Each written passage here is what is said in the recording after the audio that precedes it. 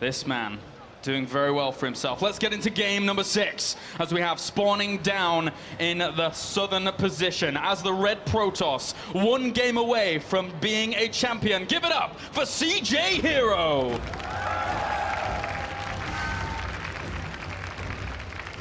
And up to the north, our blue Protoss, looking to keep his tournament hopes alive. Give it up for San. San, the man who definitely always tries to get the better end of mind games very early on with some aggressive builds, sometimes very risky too. In the first 2 games, it was herO who tried for something that San definitely got the better end of. Does he try for something different here? Does he try to take the safe route himself here on Polar Knight? Because right now, what Idra said previously, of San being a little bit too cheesy and having a harder time in the mid to late game is proving true. Yeah. It was against Zerg as well. He lost a long game, he won the very quick games, and now versus Protoss, he's going the exact same way. In the very quick games where everything is played out early on, he does well, but as soon as you reach the mid game or late game, herO is always able to outdo him.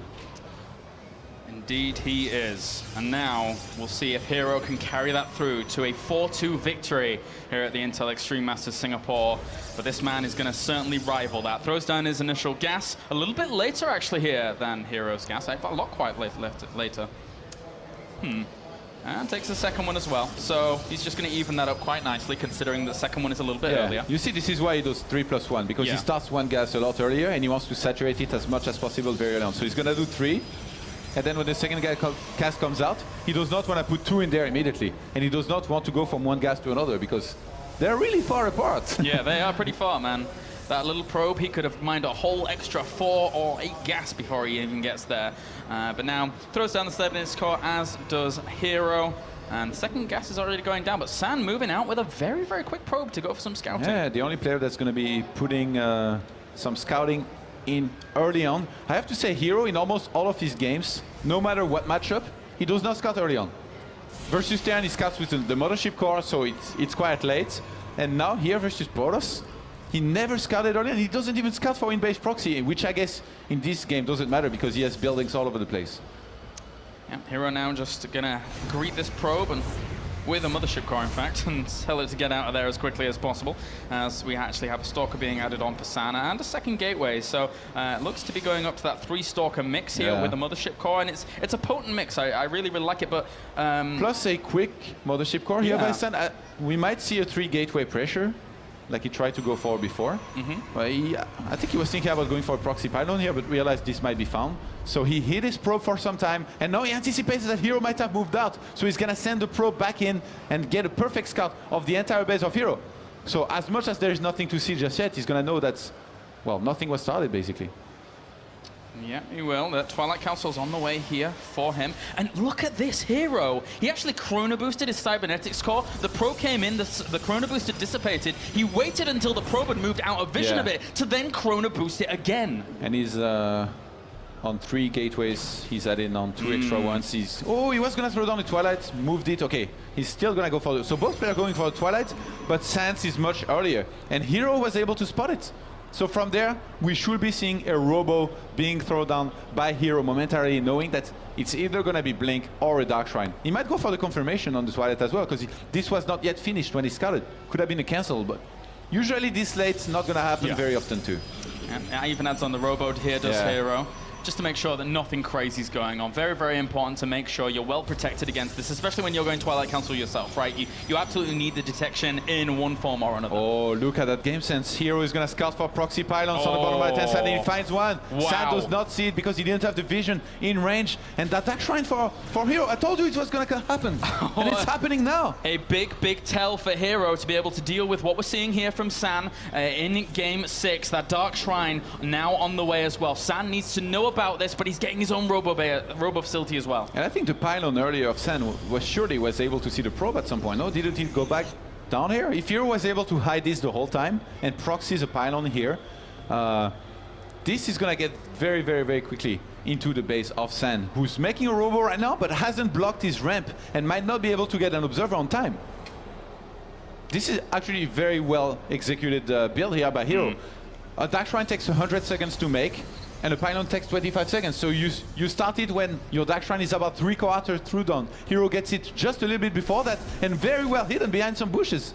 Yeah, there's a little bit of a zealot on zealot action down to the bottom here, but at the same time now the Dark Shrine is about to complete, and herO's looking around, scouting out the forefront, seeing if those Dark Templars can get in, and he sees the Robo facility. It's fortunate for Sen that he's going for Observer, but it looks like he might move out very, very soon.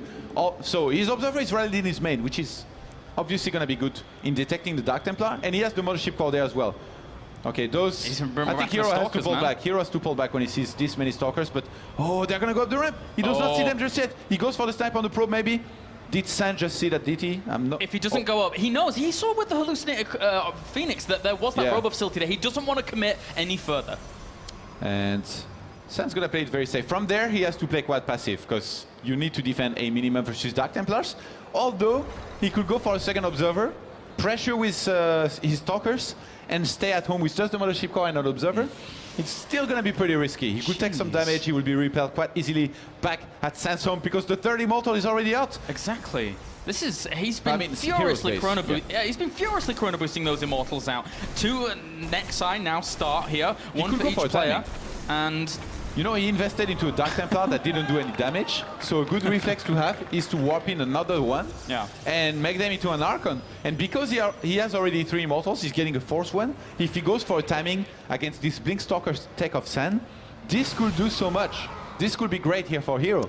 But for now, he has to play defensively. He has to wait for the critical mass that he needs to fight this off. Wow, he's going to have so many Immortals. He's going to have 4 Immortals very, very soon if he continues to chrono boost that one out. Forge is going down here for San. He's playing a little bit of a longer game. He knows he has Stalkers with Blink to keep his opponent contained, so he can start doing these little things like investing into upgrades. Against this many Immortals, I do think that San is going to have to go into charge loss to be able to deal with this, but he chooses to go for Robo Bay.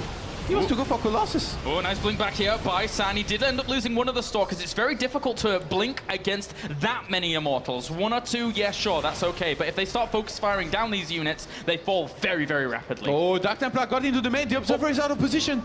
If this gets just 2 or 3 kills, he's gonna have to pay for himself. Nice force field, very, very nice force field. That Dark Templar trying to wiggle on around, but the Observer is there, as well as the phone overcharge. Really good defense, considering it wasn't in position. Good defense, but it was definitely worth it to go for this, killing 3 probes at this moment in the game when your opponent only has 30.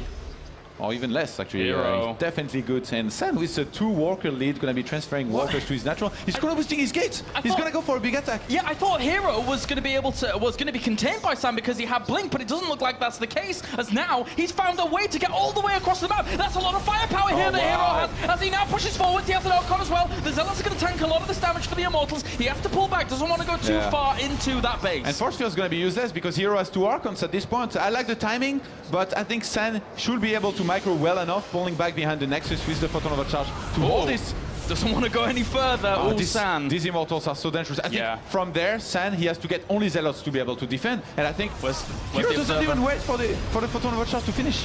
The Observer is in the main. This is very, very difficult here for San. He has to control this absolutely perfectly. The Zealots are still taking a lot of damage. He has no force fields either, so he can't keep any of this back. San now in the army supply is dead even, really trying to deal with this as best he possibly can. But the 4 Immortals, will that one stay alive? Yes, it does. They're still there. He barely holds for now, but behind this, he has to get more Immortals. He cannot start Colossus production. And herO is gonna say, you know what? I've done a ton of damage. I'm probably a few walkers ahead. He's actually 10 walkers ahead. He's gonna be pulling back. He knows he's gained the lead here. He does not want to throw the game away. This could be match point here for him. So he's gonna get a War Prism behind this, get his own fort to catch up on upgrades, take 2 gases on his expansion. And I love that decision, to be honest, because San, he was probably gonna start to get enough Immortals to hold this quite comfortably. And with the Zealots in support to tank and the Blinkstalkers, he was probably going to start doing well against this, as herO could not reinforce close enough to the fight to make it work. The fact that herO, during all of that, was 10 probes up and is now still...